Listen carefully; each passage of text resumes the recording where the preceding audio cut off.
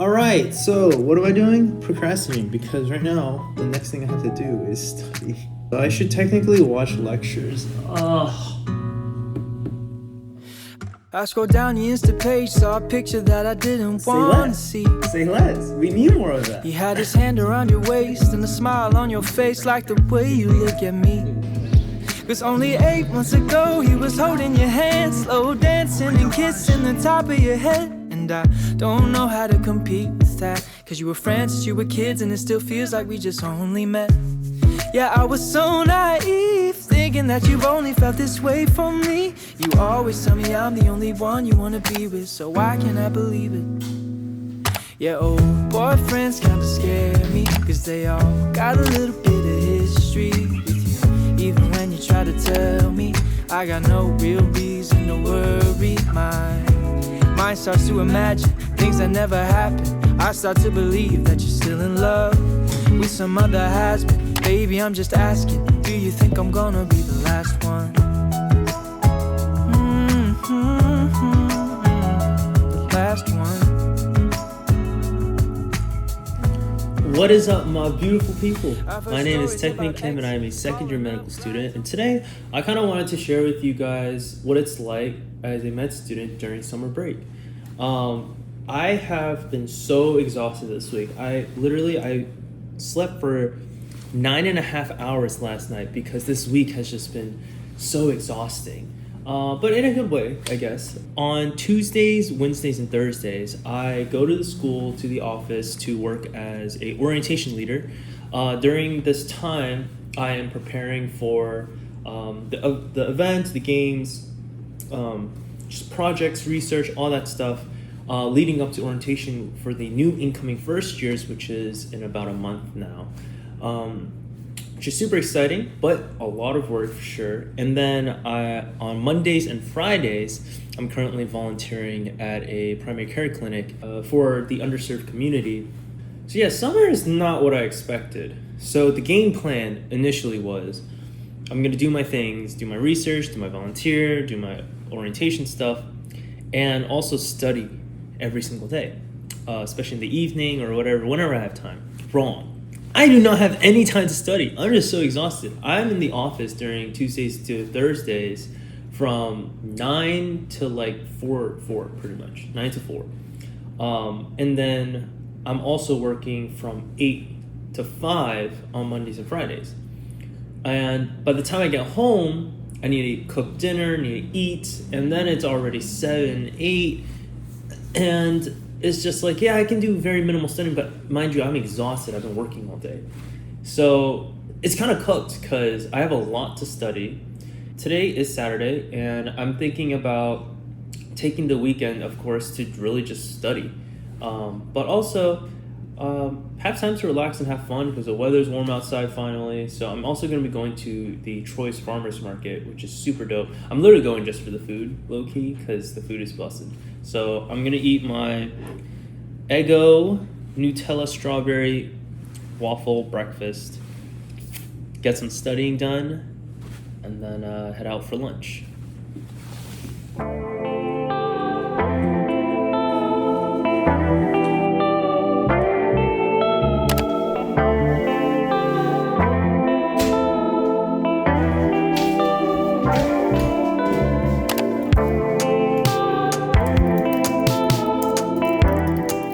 Do you guys remember in my last video, I went to the ER because I had a herniated disc potentially, and I just got my balance, and the bill is $1,646.78 after insurance. But I went to go pay it, and then it was like error, and I was like, what's going on? And I checked like the details. Some charity paid for the rest of my balance. So I don't know what's going on. I mean, I ain't complaining. I wonder how this works though, because like, did they look at my account like, yo, this guy's broke, and they're like, let's give him some charity? I love her. Fun fact, I used to drink so much orange juice that my mom had to buy like, you know those like big bottles? She had to like store like 3 of those a week.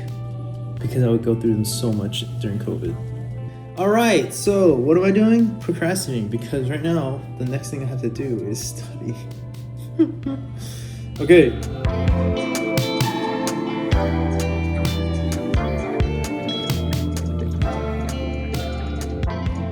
Alright, so I finished watching the lectures for today, and now I'm gonna start reviewing some cardio.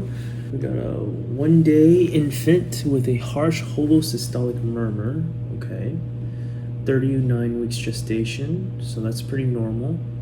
The trimesters for pregnancy is around 13-week increments, so it's gonna be 13, 26, 39. So this baby was born normally. 36-year-old woman who opted to defer prenatal screening. There's no history of genetic or chromosomal disorders. The infant seems to have normal pretty much everything, but they have flat facial profile, protruding tongue, and small ears. What is most likely to have occurred? Okay. So flat facial profile, protruding tongue, and small ears. It's a pretty key distinction for Down syndrome. So I'm thinking, and people with Down syndrome can also have heart murmurs. So I'm thinking it's a meiotic non-disjunction. Yeah, let's go. Why is my first cardio question a freaking genetics, bro? 18-year-old woman has a heart murmur, seems healthy. She wants to run a marathon. I could never run a marathon, kill me. The patient is concerned, murmurs heart disease, she has no blah blah blah. On auscultation, mid-systolic click followed by short-late systolic murmur at the cardiac apex. Oh man, I have to think. Okay, cardiac apex, which is going to be the left ventricle. Mid-systolic click, so it's like a short, late systolic murmur. Murmur disappears with squatting. Oh man, this is like memory lane. Because like if you do different types of exercises, or if you like pretend that you're like pooping or something like that, it actually changes your heart sounds if you have a murmur because of the way that your blood flows. And that is just such a huge, I haven't thought about that in months.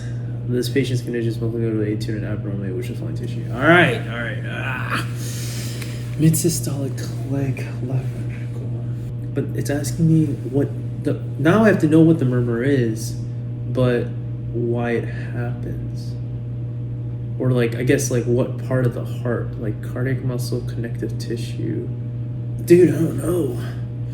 Because the valve itself is, I think, made of connective tissue.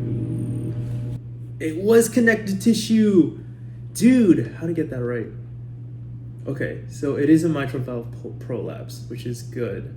See, this is what I'm saying, like, how do I get these right? Like, okay, don't get me wrong. It feels good to get these right. But at the same time, I'm so uncertain. I hate that feeling. Like, I don't want to walk into my exams feeling this uncertain and hoping I'm going to get something right. Something people also don't talk about is the fail rate of step 1. Let me actually look that up. Okay, here we go. This is official. Okay, so in 2021, when they moved it to pass-fail, 95% of people in MD schools and 94% of DO schools passed step 1. Okay. But in the years since then, the number has now ranged, it dropped down to 91 to 93% for MD students and 86 to 89% for DO students. So there's this trend of decrease, and I've heard about this too, the decreased trending of passing for some reason. And they recently raised step 2 pass from 214 to 218, I believe. This change will take effect on July 1st, 2025. So literally next month. And some of the fourth years pushed their exam date to after July 1st on purpose, so they could study more. And now they're not screwed, but like it's kind of unfortunate that it's like that. But yeah, people don't realize that med school, like I heard this, I don't know if other people heard this, but when you get into med school, it's almost impossible to fail. It's, you're gonna get through it. That's a myth. Let me start off with that. Even in our school, there are always students every year who have to repeat, drop, or fail, or something like that. It happens. It happens. It's reality. And there are always people, and as you can see, nationwide, around a little less than 10% of students are failing step one.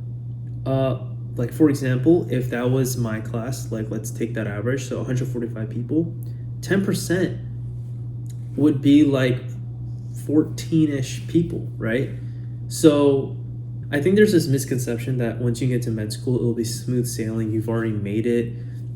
It's not true. You're gonna have to adapt, you're gonna have to evolve, you're gonna have to put in the work. And it's possible, but it's not easy. It's not just, oh, I've done the hard part, I took in the MCAT, I got in, now I just have to go with the flow. It's definitely not like that. And that was the impression I had when I came into med school. And why am I saying this? Why am I saying these things? And I think a part of it is because I have a lot of undergrad students that have been reaching out to me, asking me for advice, asking me about, hey, like, should I go into med school?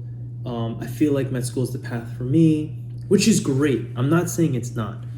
But something I always tell them is make sure med school is the one and only thing that you are like that you want to pursue and you're ready to pursue. Because I remember when I first started medical school, me and my friends, I remember we were all talking about in the first couple months, there is no way that anyone could pay me enough money to do this amount of studying and like stress unless I truly wanted to do it. And I still stand by this statement. Med school is no joke. If you don't really have a passion to become a doctor and you have a really clear goal in mind on why you want to go into medicine, it's going to be very, very difficult for you to motivate yourself to keep going. You know, I hate how rigorous and competitive the application process gets every year, but I also think it's good in the aspect that it forces students to really consider if this is what they want to do. It forces you to shadow, it forces you to volunteer, it forces you to get clinical experience. And all of this really has shaped my understanding of the medical field, the different roles of medicine. So like, why a doctor? Why not a nurse? Why not a PA, right? And on top of that, like, is this something I can see myself doing? I've seen people struggle. I've seen people, you know, fail. I've seen people drop, and it's horrible. It's sad, you know, and it's also like, you know, you want what's best for everyone, and the best thing you can do is to inform people so that they can come to their own conclusions on their own. That's my biggest message throughout my channel. So, all right, I'm gonna head over to the. Whoa, welcome to Troy's Farmers Market.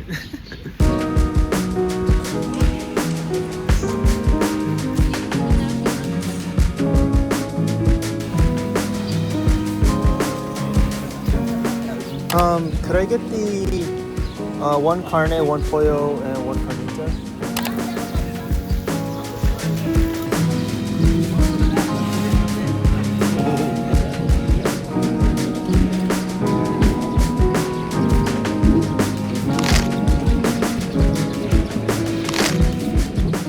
So the Troy Farmers Market is really great because you have a bunch of vendors out here, especially the food. You got Korean food, I saw like bibimbap, you got Mexican food, you got Guatemalan food, Italian food, Jamaican food, and all these different vendors are local businesses here. And yeah, it's just a vibe, honestly.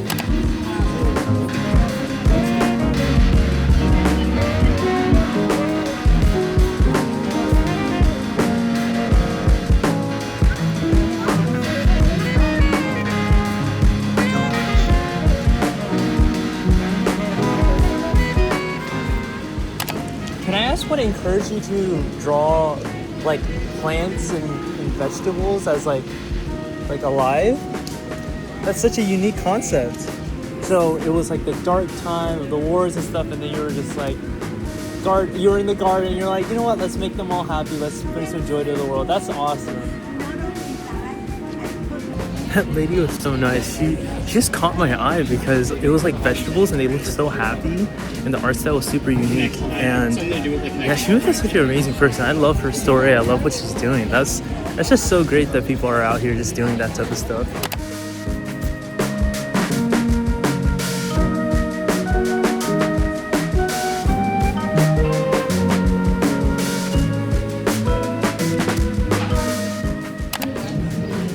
I couldn't resist. I also got myself an espresso waffle.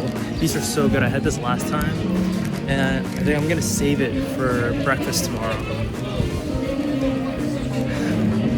It smells super like buttery and coffee. Buttery and coffee. You like jazz? So I took a nap and I got the urge to make music again in a long time, so I'm working on that right now. But it's been such a long time since I made music.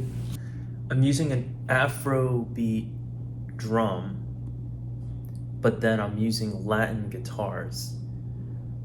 So I'm trying to infuse those two, and I'm trying to make this vibe. But it's like kind of like writing. It's like the story. I don't know what I'm trying to say.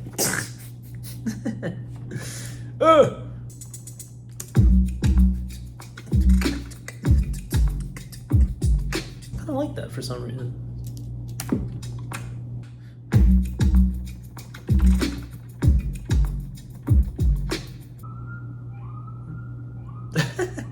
I know for a fact when cops do the siren, they 100% they're like boom boom boom. They probably have so much fun messing with that. So right now I have this problem because this is the hook. This is the main part of the song, and I'll play it for you right now.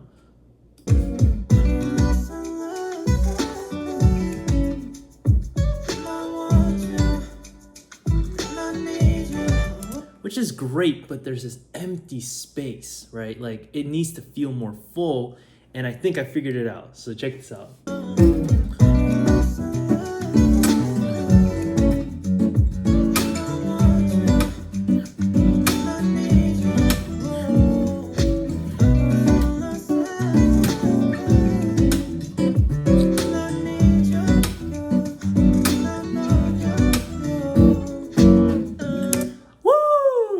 I think that's what I need. I think I need to record kind of like this second guitar that's like grooving with it, because that's fire.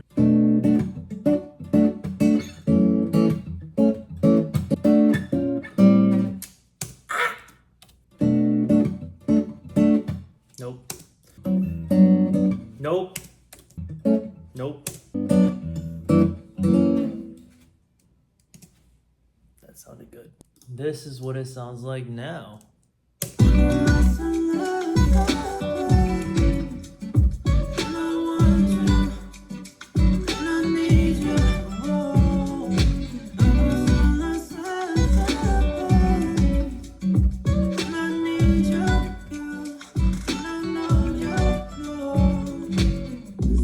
Oh, you. Well, it is 11:50. I haven't eaten dinner yet, but I'm having so much fun, so I think I'm gonna end the video here. Thank you guys so much for watching to the end of this video. If you enjoyed what you saw and you want to stick around, make sure to hit that subscribe button. And yeah, make sure to stay healthy, stay safe, and do something that you enjoy this week. All love, peace.